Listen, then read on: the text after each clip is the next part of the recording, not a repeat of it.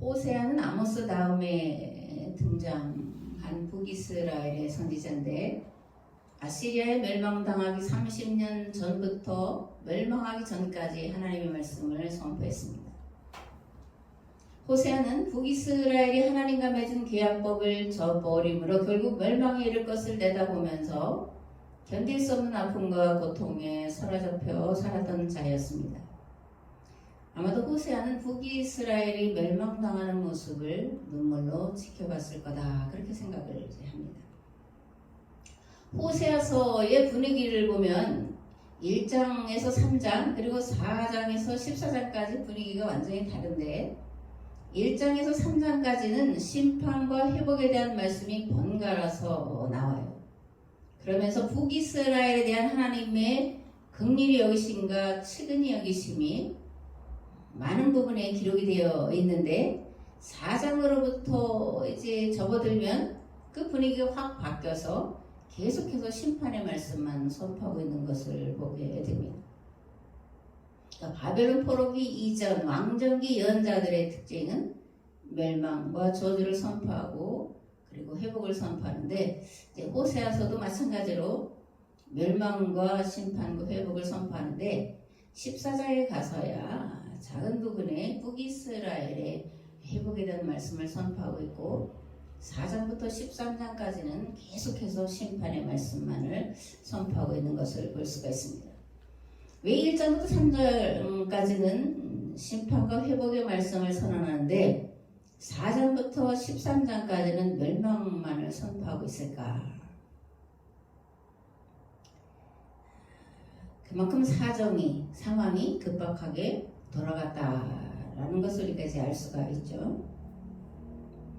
호세아는 그 당시의 제사장들이나 궁중 예언자들에게 건축자들의 버린 돌처럼 여겨졌던 자였습니다.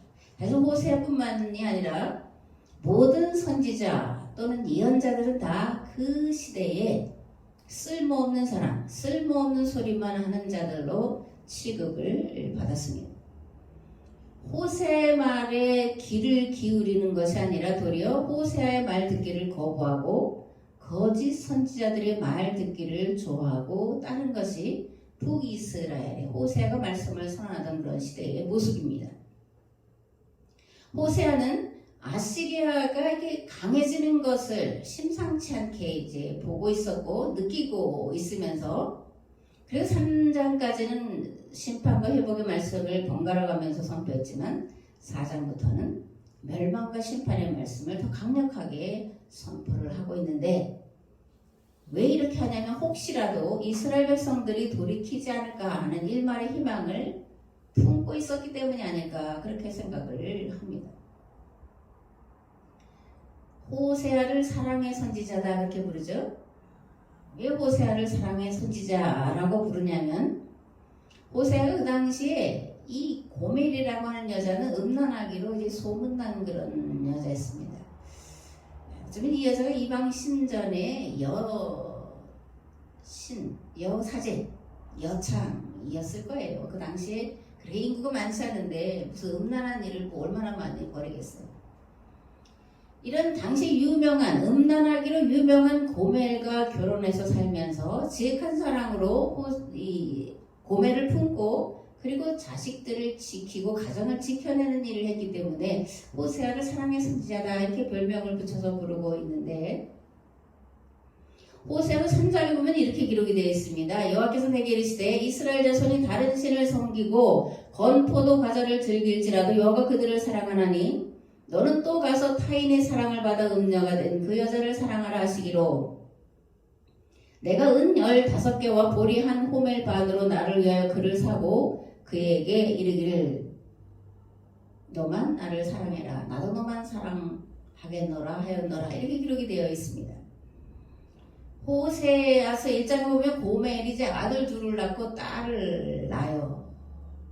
그런 남편이 지극정성으로 사랑을 쏟아서 가정을 지키고 아내를 지키고 자식들을 지키고 있는데 그런데 이제 자식과 가정과 남편을 두고 다른 남자에게로 가서 살고 있는 형편이었어요. 근데 하나님이 호세아에게 고멜을 데려와라 이렇게 말씀을 아시죠? 그래서 호세아가 다른 남자하고 살고 있는 고멜에게 가가지고 자기 아내인데 그냥 내 아내니까 데려간다 그렇게 말하지 않고 두둑한 값을 주고 이제 자기 아내를 사오게 됩니다. 그러면서 앞에서 말씀드린 것처럼 너는 많은 날 동안 나와 함께 지내고 음행하지 말며 다른 남자를 따르지 말아라. 나도 내게 그렇게 하겠다. 이렇게 이제 약조를 합니다. 그래서 이제 호세아를 사랑의 선지자다 이렇게 표현하는데 4장부터 가면은 전혀 다른 호세아를 우리가 이제 만나게 되는 거죠. 그러니까 사랑의 선지자다라고 별명을 붙이는 거는 1장에서 3장까지의 호세아의 삶의 모습을 두고 하는 말이지 4장부터는 아니라는 것도 우리가 알고 있어야 됩니다. 구속사적 관점이라고 하는 이제 관점이 있어요. 성경을 보는 눈이 거의 2000년 동안 구속사적 관점으로 이제 보고 있는데 이게 뭐냐면 예수님의 십자가의 죽으심은 우리의 죄를 대속하시기 위한 대신 죽으심. 그래서 그 대속의 죄값을 예수님이 치러주심으로 그 치러주신 것을 내가 믿으면 구원을 받는다. 이게 이제 구속사적 관점에서 보는 구원론이에요. 이게 이제 2000년 기독교 역사를 이끌어온 교리인데 근데 이것을 성경, 옛계약, 새계약이라고 하는 계약의 관점에서 보면 사실 다른 이야기예요. 그 본래 성경이 말하는 것이 이제 계약사로 봐야 되는 것이고 그것을 통해서 예수님의 죽으심과 부활이 어떤 의미인지를 우리가 해석을 해내야 되는데 계약사적 관점에서 보면 예수님의 십자가의 죽으심은 하나님과 이스라엘이 맺은 세상을 구원할 계약법을 어긴 죄, 이스라엘 계약 공동체가 어긴 죄를 짊어지시고 대신 죽으신 것이고 그리고 그 죽으심으로 말미암아 이제 교회와 새로운 계약을 체결하게 된 죽으심이다. 그런 거예요. 개인의 죄를 대속하시기 위해서 죽으셨다라고 우리가 믿고 있지만 그 부분도 있지만 본래의 의미는 계약 공동체가 지은 죄를 대신 지신 거예요. 왜냐하면 계약 공동체를 통한 세상 구원이 하나님의 계획이기 때문에 그렇습니다. 하나님과 인간과의 관계를 제가 여러 차례 말씀을 드렸는데 하나님과 인간과의 관계를 단적으로 말하면 계약 관계예요. 하나님과 자연과의 관계도 계약 관계죠. 그러므로 계약은 모든 피조물의 존재 원리이고 창조 원리입니다. 살아가는 이치, 법, 원리 뭐 이런 것을 계약이라는 말로 다 이제 품고 있는 거예요. 모든 만물을 존재하게 하는 기본 원리를 이제 우리가 자연법이다 그렇게 말을 하죠. 이런 자연법은 일반 계약이고 일방 계약이고 비인격적인 계약이에요. 하나님이 자연과 계약을 맺으셨는데 쌍방이 아니라는 거예요. 그러니까 특별한 것이 아니고 인격적인 관계로 계약을 맺은 게 아니라는 거예요. 그래서 자연 만물들은 하나님이 본래 창조한 원리와 법대로 살아가고 있어요. 그런데 인간과 하나님과 맺은 계약은 쌍방계약이라는 거예요. 특별계약이라는 겁니다. 그러니까 쌍방계약이라는 건 하나님께서 인간에게 자유의지를 주어서 선택하게 하셨고 더불어 책임, 선택에 대한 책임을 지는 존재가 되게 하셨다라는 뜻이에요. 하나님이 계약을 지키시는 것처럼 인간도 계약을 지켜야 되고 만약 인간이 하나님과 맺은 계약을 지키지 않으면 그 지키지 않은 것에 대한 책임, 심판을 면할 길이 없다라는 것이 이제 쌍방계약이고 하나님이 우리와 쌍방계약을 맺으신 것은 우리를 하나님과 동등한 존재로 하나님의 자녀의 위치로 높여주셨기 때문에 가능한 일이라는 거죠. 그래서 하나님과 인간과의 관계를 인격적인 관계 또는 상호 의존적인 관계, 상호 협력하는 관계라고 부르는데 이거를 좀 쉽게 말씀드리면 하나님과 우리의 관계는 아버지와 아들의 관계. 하나님 우리 없이 존재하실 수 없는 분이시고 우리 또한 하나님 없이 존재할 수 없는 분이고 하나님은 우리 없이 세상을 구원하실 수 없고 우리 또한 하나님 없이 구원받을 수 없을 뿐만이 아니라 세상을 구원할 수 없는 상호 의존적인 관계다. 상호 협력하는 관계다. 그것을 계약이다 이렇게 말을 하는 겁니다. 하나님은 계약 공동체와 관계하시고 계약 공동체의 기도에 응답하시는 방법으로 역사를 주관하시는 분이십니다. 하나님을 아바 아버지라 부르는 이들에게 가까이 하시고 그들이 하나님 아버지의 뜻을 따라 살아가는 삶의 모습을 통해 역사를 주관하시고 그리고 역사를 완성하시고 창조의 완성을 향해서 나아가시는 분이십니다. 여기서 우리가 한 가지 잊지 말아야 될 중요한 것이 있는데 뭐냐면 구원과 구속의 원리는 예수님에게만 적용되는 것이 아니라 새 계약 공동체인 교회와 성도들에게도 동일하게 적용된다는 거예요. 좀 이해하기가 좀 그렇죠. 구속과 구원의 원리는 예수님에게만 적용되는 것으로 우리가 알았는데 아니라는 거예요. 고린도전서에 보면 너희 몸은 너희가 하나님께로부터 받은 바 너희 가운데 계신 성령의 전인 줄 알지 못하느냐 너희는 너희 자신의 것이 아니라 값으로 산 것이 되었으니 그런즉 너희 몸으로 하나님께 영광을 돌리라 이렇게 말씀을 하고 있습니다. 우리가 예수 그리스도의 대속의 은혜로 값없이 구속 곧 죄사함을 받은 것은 개인의 구원에 머물게 하기 위함이 아니라는 거예요. 개인이 하나님과 맺은 개인이 구원을 받고 모인 공동체를 교회라고 말하고 구원은 그 교회 공동체를 통해서 받는 것이고 세상 구원은 교회 공동체를 통해서 받는다라는 얘기예요. 성경이 말하는 구원은 계약 공동체를 통한 공동체 구원이고 그리고 궁극적으로는 교회를 통한 세상 구원이다. 이런 얘기입니다. 누가복음 14장에 보면 예수님이 예루살렘으로 올라가시는 길에 제자들에게 제자의 길이 어떤 길이냐라고 말씀하신 것이 있는데 이렇게 말씀을 하셨습니다. 물은 내게 오는 자가 자기 부모와 처자와 형제와 자매와 더욱이 자기 목숨까지 미워하지 아니하면 능히 내 제자가 되지 못하고 누구든지 자기 십자가를 지고 나를 따르지 않는 자는 능히 내 제자가 되지 못하리라. 앞에서 예수 그리스도의 대속, 구속 그것은 예수님에게만 한정되는 것이 아니라 계약 공동체인 우리에게도 적용되는 말이다 그렇게 말씀을 드렸는데 오늘 누가복음에 있는 말씀이 그거예요. 예수님의 제자가 되려면 자기 십자가를 지고 따라야 된다는 거예요. 예수님이 십자가에서 죽으신 것처럼 죽음으로써 그 길을 따라가는 자가 되어야 된다.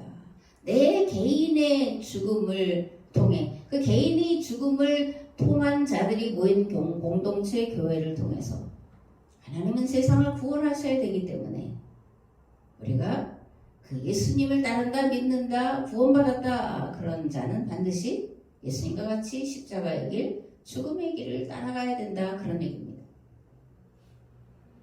예수님이 가신 길 앞에도 말씀드렸지만 계약 공동체 이스라엘이 범한 죄를 대신 짊어지시고 죽으러 가신 길이었습니다. 그렇다면 오늘 교회가 가는 길 제자들이 가는 길이 어떠해야 되냐? 앞에서 말씀드린 것처럼 교회가 지은 죄를 대신 짊어지고 십자가로 죽음의 길로 대신 나아가는 것입니다.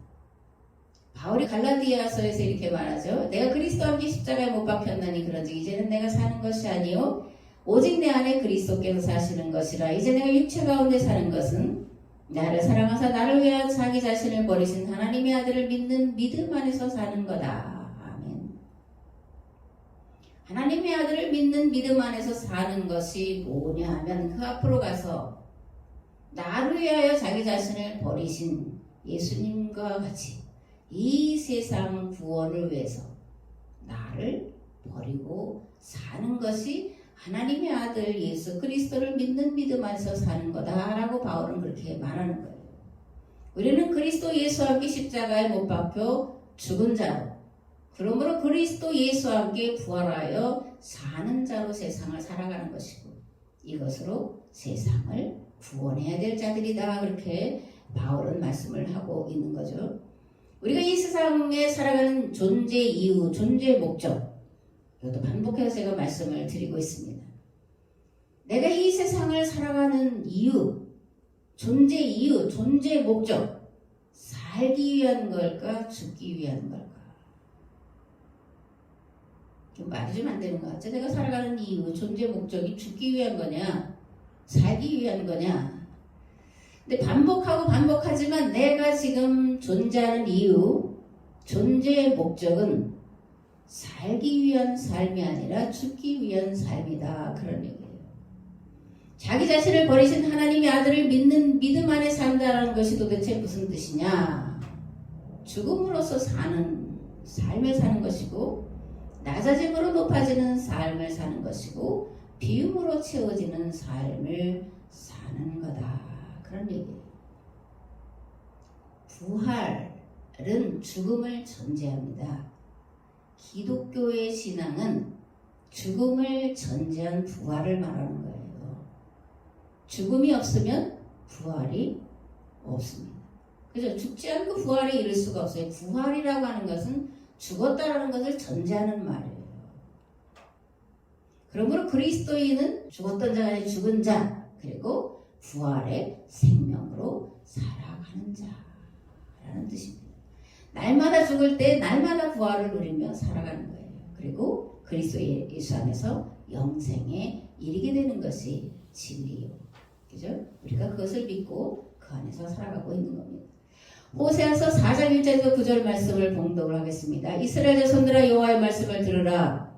여호와께서 이 땅 주민과 논장하시나니 이 땅에는 진실도 없고 인애도 없고 하나님을 아는 지식도 없고 오직 저주와 속임과 살인과 도둑질과 가늠뿐이요 포악하여 피가 피를 뒤이음이라. 그러므로 이 땅이 슬퍼하며 거기 사는 자와 들짐승과 공중에 나는 새가 다 쇠잔할 것이요 바다의 고기도 없어지리라.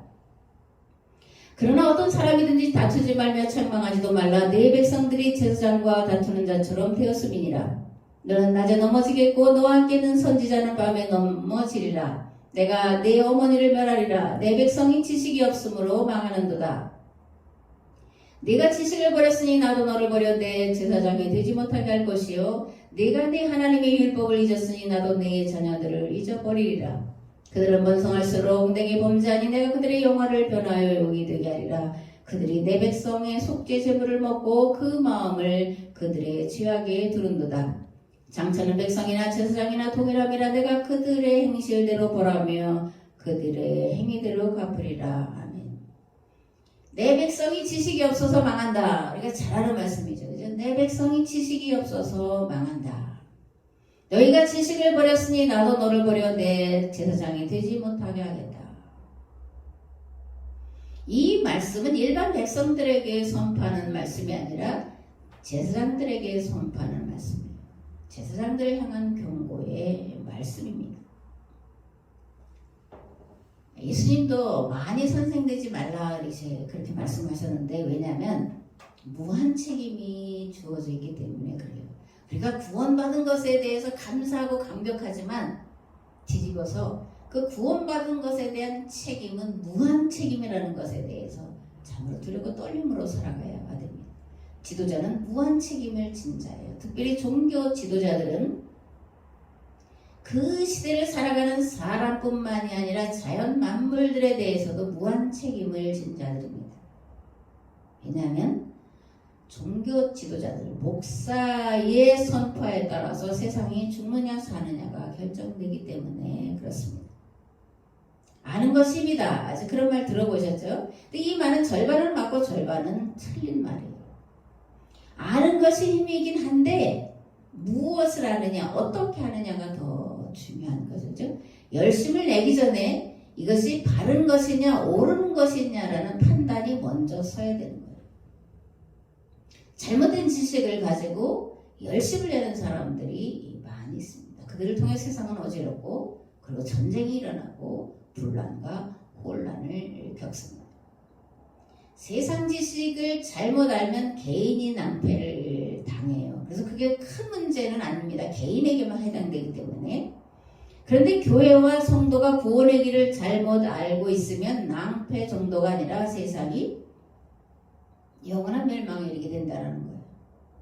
다시 말하면 교회가 하나님과 말씀과 역사에 대해 잘못 알고 있으면 세상을 구원하는 것이 아니라 세상을 멸망으로 이끌어가게 되고 결국 종말에 이르게 된다는 거예요.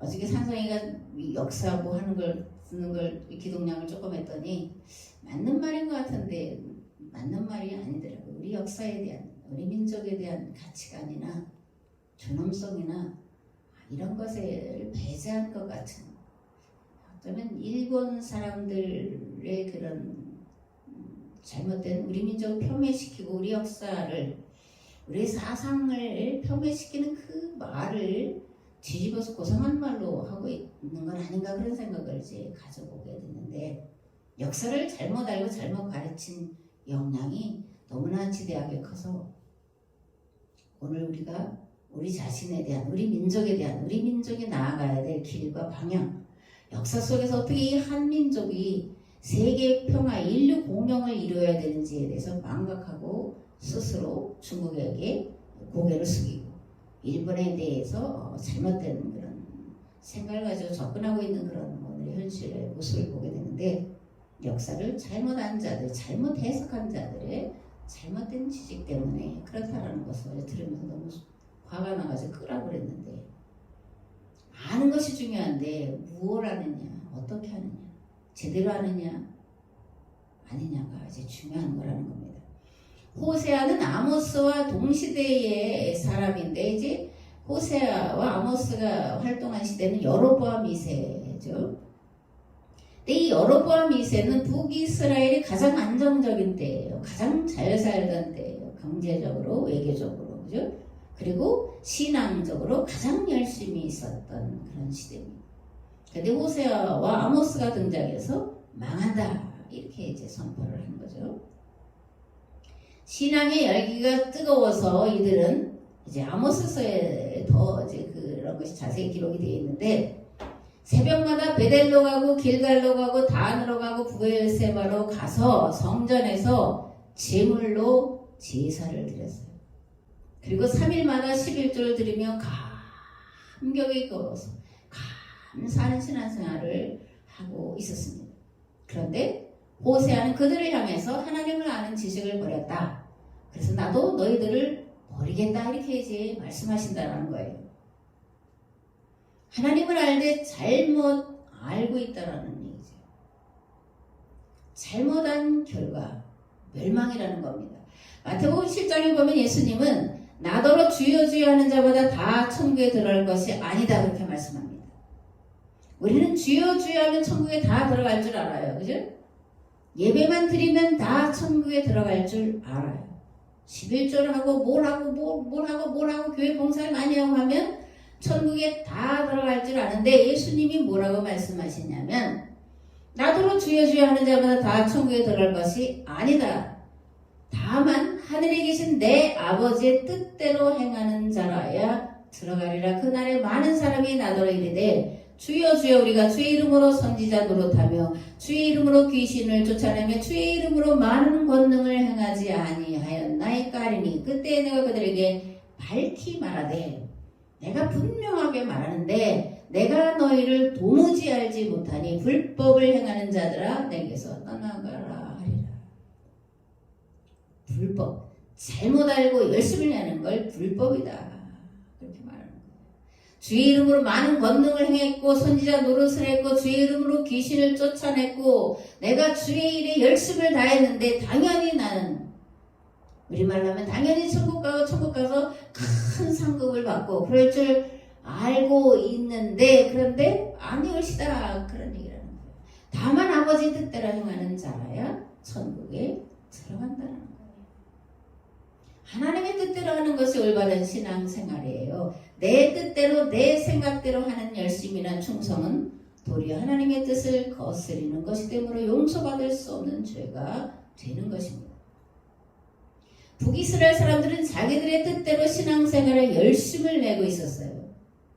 자기들의 뜻대로 한 신앙생활을, 특별히 북이스라엘의 예언자들은 바알의 길로 갔다라는 말로 종종 이제 표현을 하고 있습니다.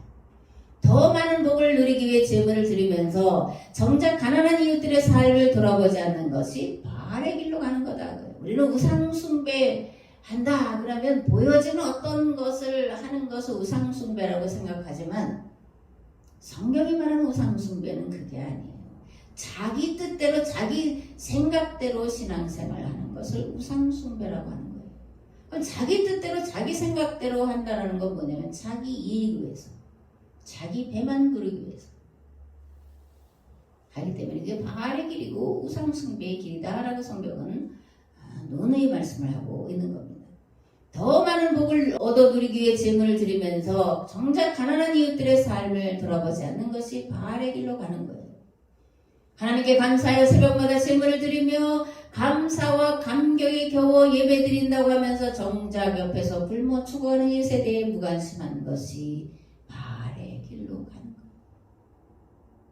자기들의 배만 부르기 위해서 더 많은 복을 누리기 위해서 하나님의 재물로 11조로 예배로 감사드린다고 하는 것을 기복신앙이다 그렇게 말하는 거예요. 무당 찾아가는 것과 같다 그런 얘기가 되는 겁니다. 하나님의 뜻이 뭐냐고. 신앙생활을 바로 하는 것은 하나님의 뜻대로 하는 거다 그렇게 말씀을 드렸습니다. 하나님의 뜻, 하나님의 법대로 살아가는 거죠. 하나님의 법. 하나님의 법이 도대체 뭐예요? 이제 계약이라고 말하는 건데 하나님의 법, 계약에 담겨있는 뜻이 뭐냐? 어렵고 복잡하고 고상하고 뭐 철학적이고 그러는 게 아니에요. 계약법에 담겨있는 하나님의 뜻은 더불어 살아가라는 거예요. 더불어 살아가는 법이 계약법이에요. 더불어 서로 돕고 섬기며 살아갈 때 그 안에 평화가 있지 않겠냐고. 더불어 살아가는데 어떻게 남의 것을 빼앗고 도둑질하고 또는 사기치고 하겠냐고. 더불어 살아가는데 어떻게 자기 배만 부리려고 하고 이웃의 삶을 돌아보지 않을 수 있겠냐 그런 얘기입니다. 옛날에는 상부상조라는 말 많이 썼는데요. 여러분들 상부상조라는 말 잘 못 들어보시고 잘 안 쓰죠. 상부상조, 또 인류공영 이런 말을 우리는 많이 썼습니다. 이게 이제 우리가 가지고 있는 기본 가치관 정신세계예요. 상부상조, 인류공영 이것이 이제 그 고조선 건국의 기초, 기본 사상입니다. 상부상조, 인류공영에 입하지 않나 이걸 다른 말로 하자면 홍익인간 사상이고 제세이화 사상이라는 거예요. 서로 돕고 서로 협력하고 서로 세워주고 서로 아껴주고 보살펴주고 이끌어주는 것 그렇게 살아가는 삶 그런 가치관을 최고로 두고 있는 것이 고조선이고 그게 홍익인간 사상이라는 거예요.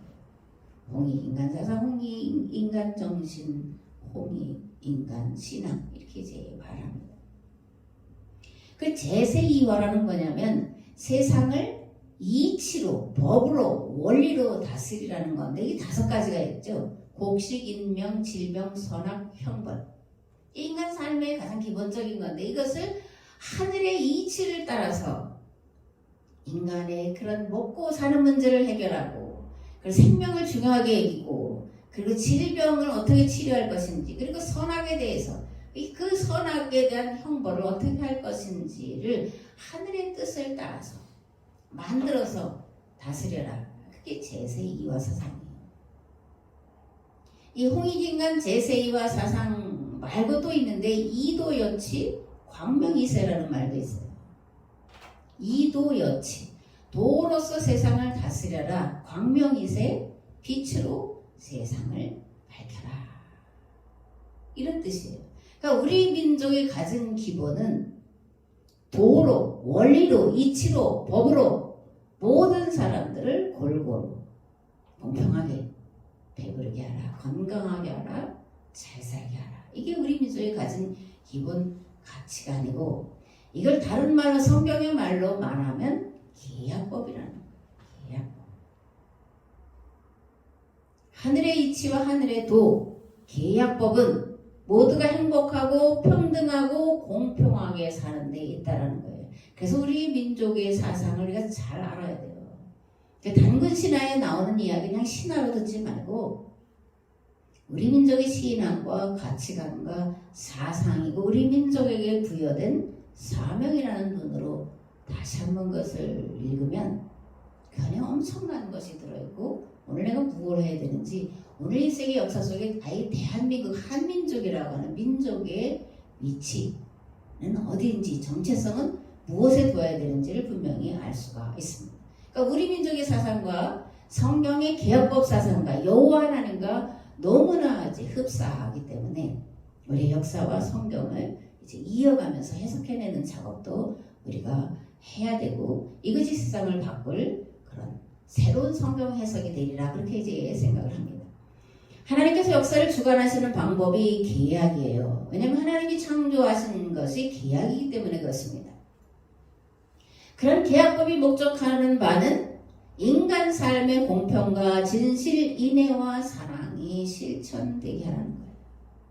세상을 창조하시고 하나님의 모양과 형상을 따라 인간을 창조하신 하나님께서 모든 피조물들을 잘 다스리라고 인간과 계약을 맺으셨죠. 그것이 첫 번째 선악과 계약입니다. 근데 인간의 마음속에 자리 잡은 탐심과 교만이 이런 계약법을 어기게 만들었고 그 결과 에덴 동산에서 이제 쫓겨나게 됐죠.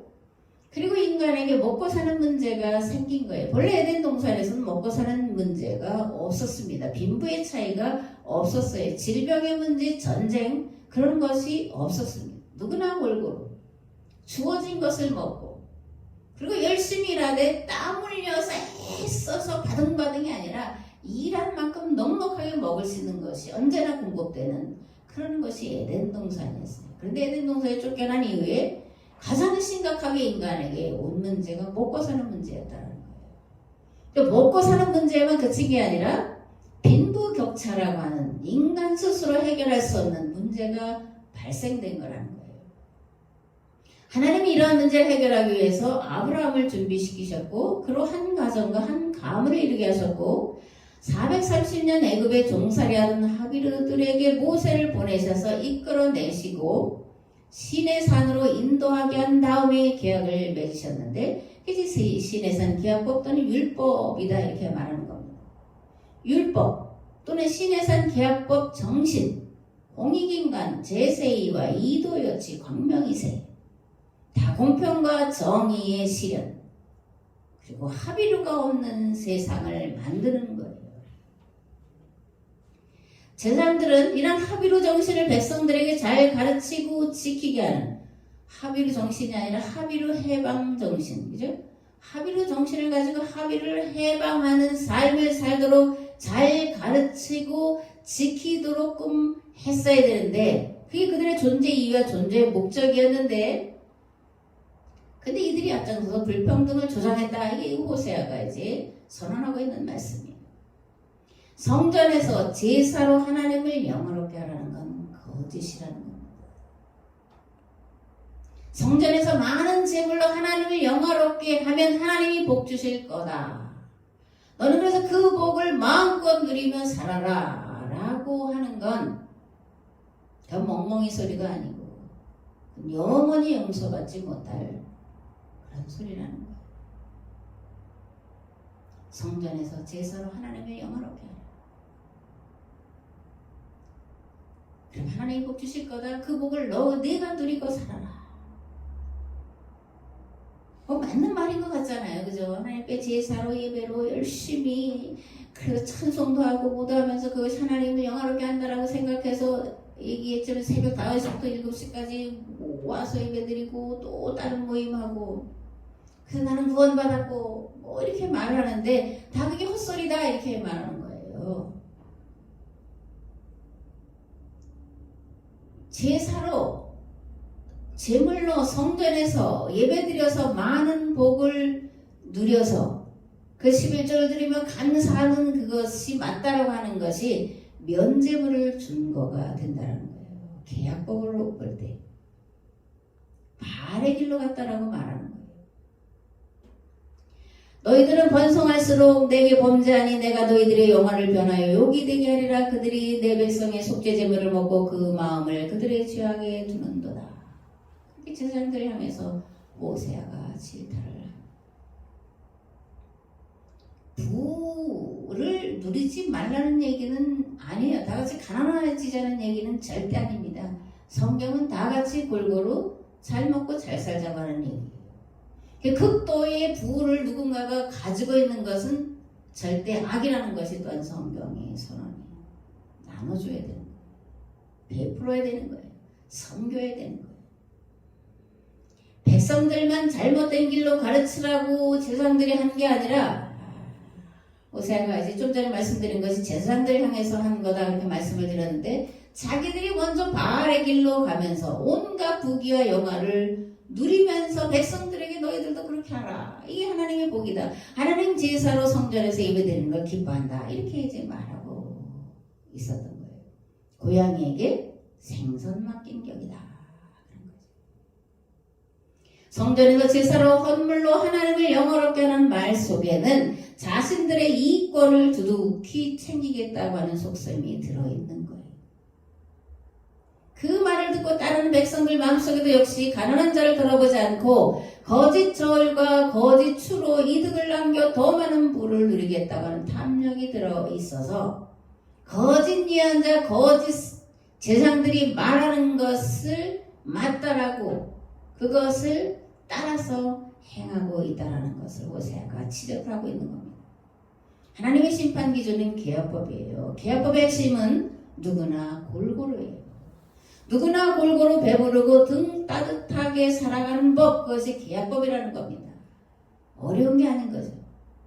이게 지키는 건 참으로 쉽지 않습니다. 인간 안에 탐욕이 있기 때문에 그러는 거예요. 탐심이 있기 때문에 누구나 골고루를 사실 말하면서도 원치 않는 부분이 인간 누구에게나 들어가 있습니다. 이건 인간의 노력이나 수고로 가능한 일이 아니에요. 하나님의 도우심으로만 가능한 겁니다.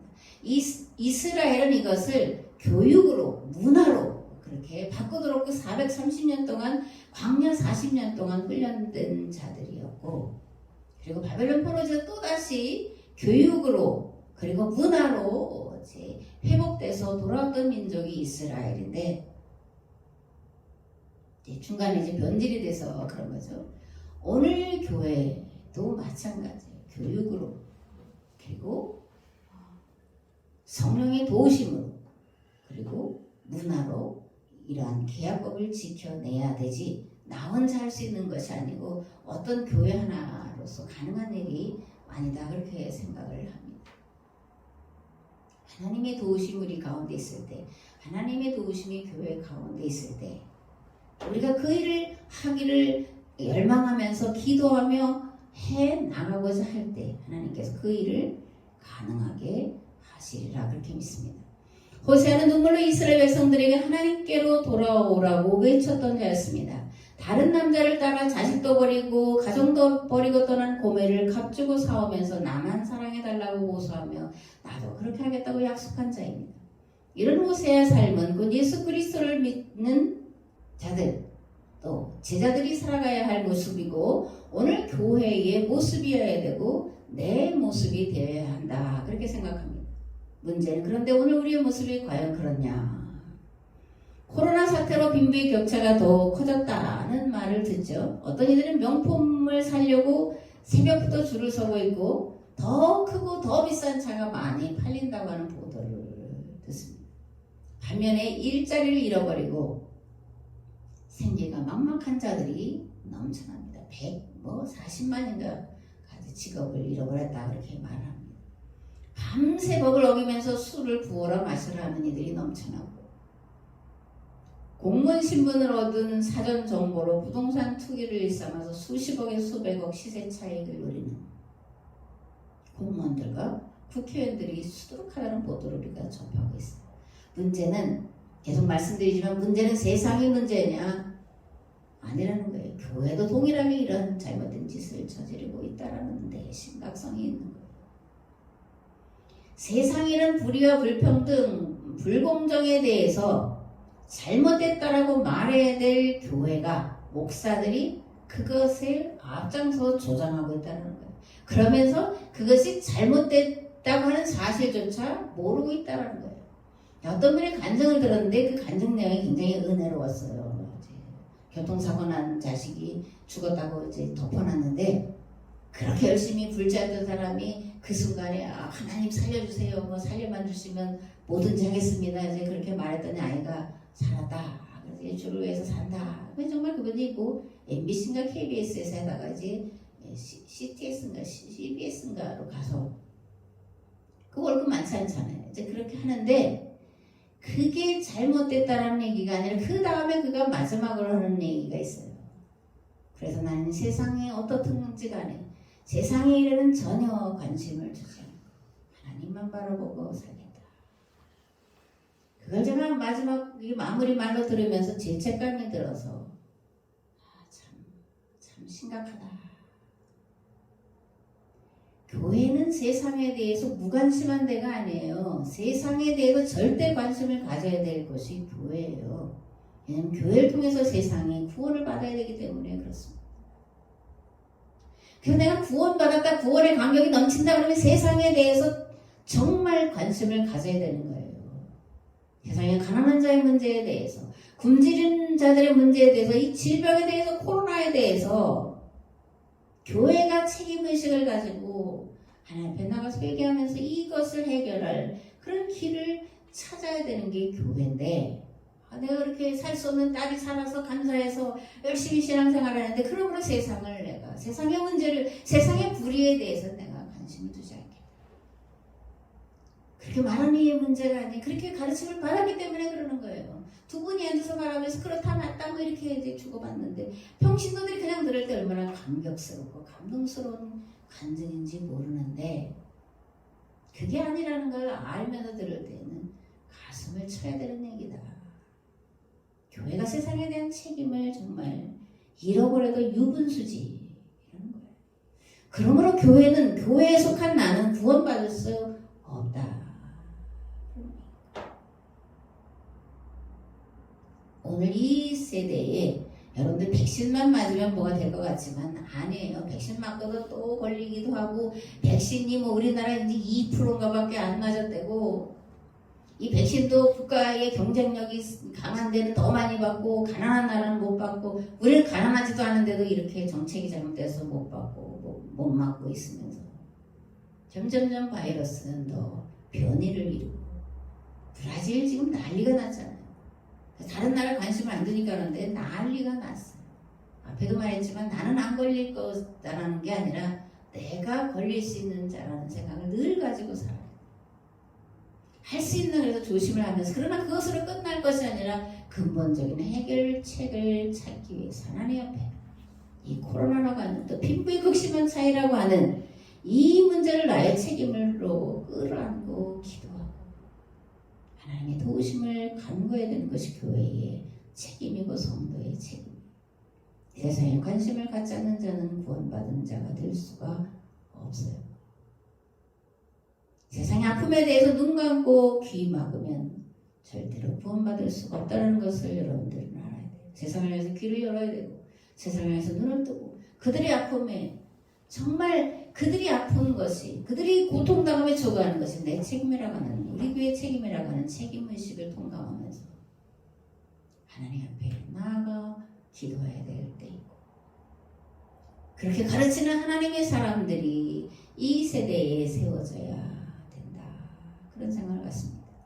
구속사로만 말하는 것이 아니라 이제 계약사로 성경을 다시 해석하고 계약사로 역사를 다시 해석하고 계약사로 하나님을 다시 해석하는 말씀이 온 강단으로 퍼져지도록 그렇게 기도해야 되고 그렇게 선포해야 됩니다. 듣지 않는 자들이 더 많아요. 왜냐하면 이 길은 그렇게 쉬운 게 아니기 때문에 그렇습니다.